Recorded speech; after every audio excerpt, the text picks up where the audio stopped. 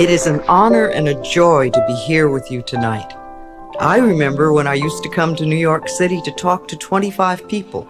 Well, tonight there is standing room only, and I was on Ticketron. How wonderful. I'm going to talk tonight about the totality of possibilities, and that means that tonight we're going to stretch our minds a little bit. Let's stretch beyond where you were when you got up this morning. Are you ready to do that?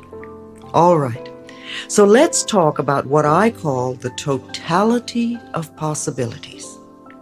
Not just a few possibilities, not a little possibility, but the totality of possibilities. Think about that for a moment. What does that conjure up for you?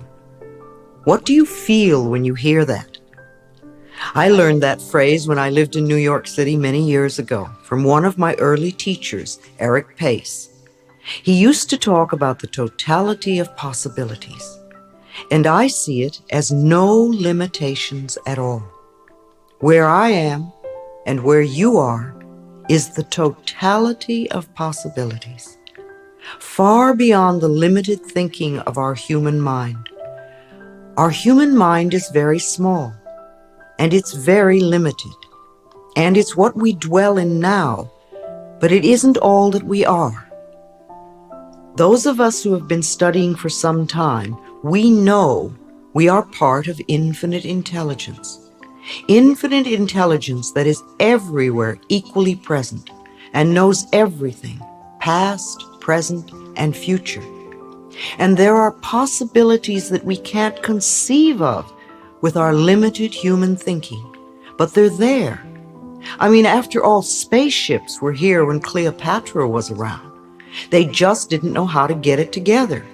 And there's stuff out there right now that we don't know how to get together, but it doesn't mean it's not possible. The totality of possibilities is exactly where we are. And yet most of us sit in our little human minds, and our human mind is always thinking of limitations. Always.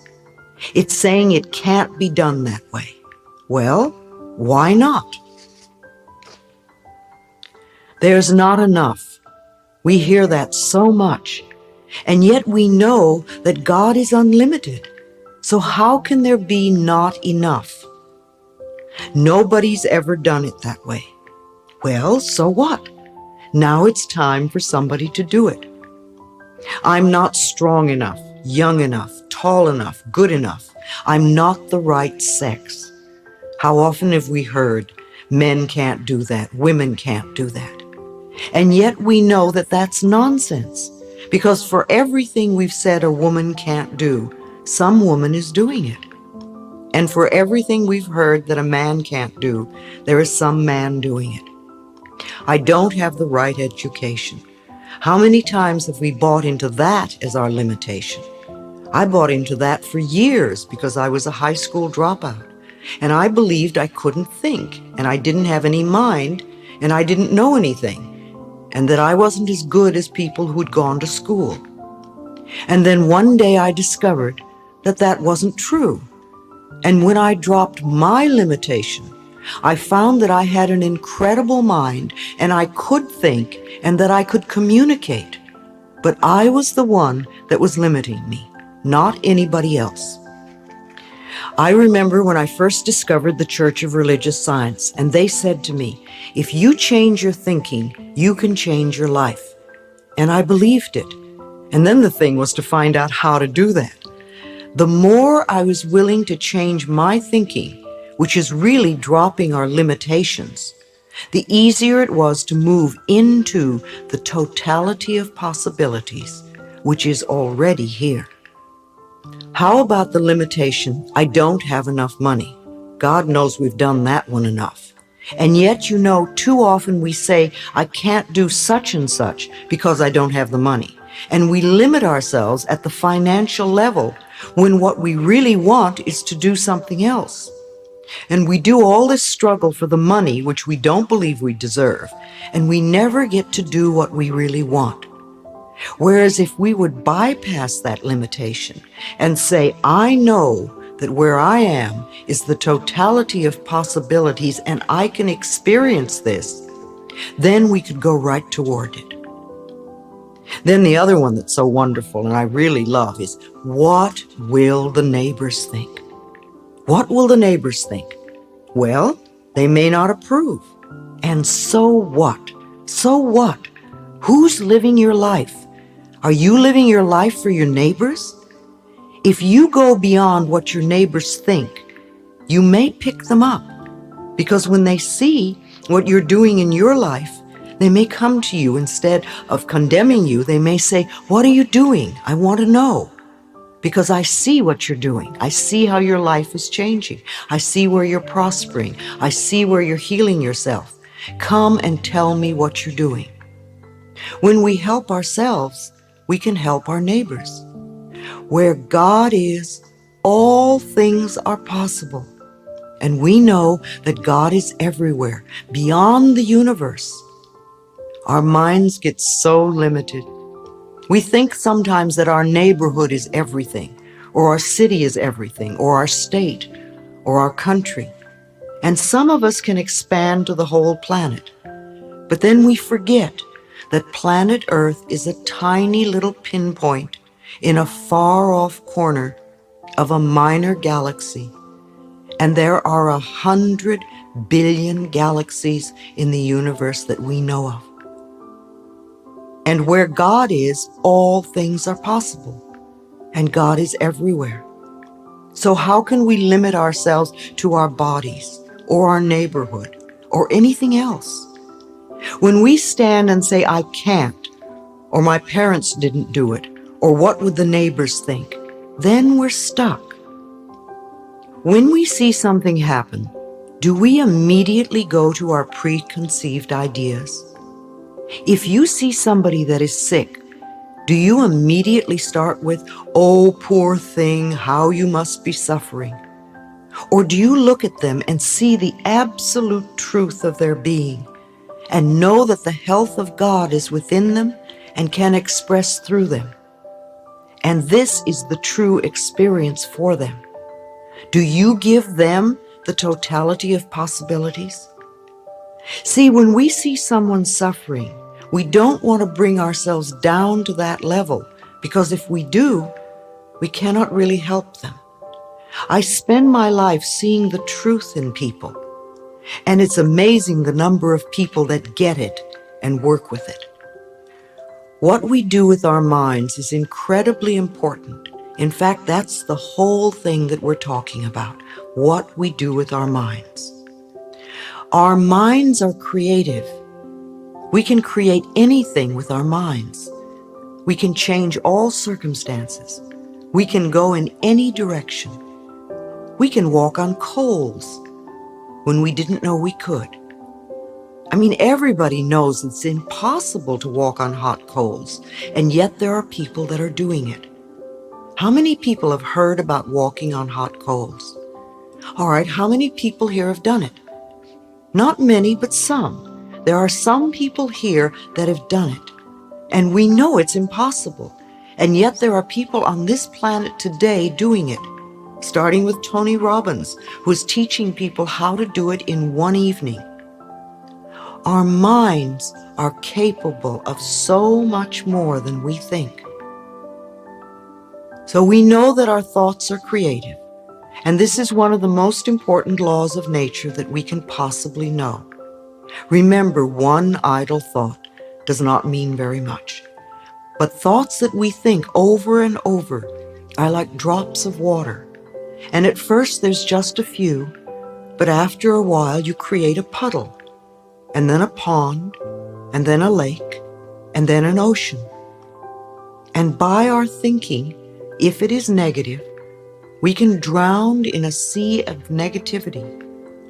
Or if it is positive, we can float on the ocean of life. And it all has to do with how we use our thoughts to think. Now, do you live in the limitations of your past consciousness? Many, many, many people come to a point in life where they say, "That's it." In fact, lots of us don't realize But many of us put limitations on what life is and who we are and where we can go by the time we are 5 years old. We make our mental decisions by 5. Basically, we make our limitations and we say, this is it. And we don't let new stuff in. And if you're living by your past limitations, how can you possibly go into the totality of possibilities? How often do you live at the limitations of your parents' consciousness? My mommy, my daddy couldn't do this. They didn't go beyond this. This is what they said. You want to realize that whether they were the worst parents in the world or they were the best parents in the world, they had their own set of limitations, and you don't want to limit yourself by that. An affirmation that I've given many, many people to use is, I am willing to go beyond my parents' limitations. You can love them, and you don't have to live where their limitations are. We create our own reality. We do this by the thoughts we think and the words we speak. And when we can really understand that, we have the ability to make changes. So is our reality one of limitations and lack and I can'ts? Or is our reality one of the totality of possibilities? How much do we allow ourselves to stretch? When you have a problem, do you immediately set up the walls of your limitations, your mental limitations, or do you go through them? Are you using the tools you have learned? Or when there is a problem, do you immediately jump back to the old reactions? And where are your limits? Where do you see your limits? Remember, all fears are limitations, all fears. We put those up and it's like we have this wall around us that we can't go through. And not only can we not go through, but nothing can get in. Nothing can get in. All prejudices are limitations, all of them. We limit ourselves by saying somebody's not good enough. How can that be true when all souls are equal? The soul has no color, and the soul has no sexuality at all. So we want to go beyond that kind of limitation. All judgments and criticisms are limitations. When we judge another person, when we criticize another person, we are putting a wall up, and no way can good come to us. When we judge ourselves, when we criticize ourselves, it's like we've slammed a steel door down. And how can good come into our life? How can the totality of possibilities really operate when we're putting up our walls and our limitations? All guilts are limitations, all guilts. And we can't do that. There is no point in getting into guilt. If you've really done something in your life that's terrible, don't do it again. Just don't do it anymore. Guilt is a way of holding on to the past, and when you live in the past, you are not in the totality of possibilities. The present moment gives you the opportunity to move into the future. You can't live in the future either. You can only live here because this is where everything is happening, right here. See, when you are unwilling to forgive, you place limits on your growth.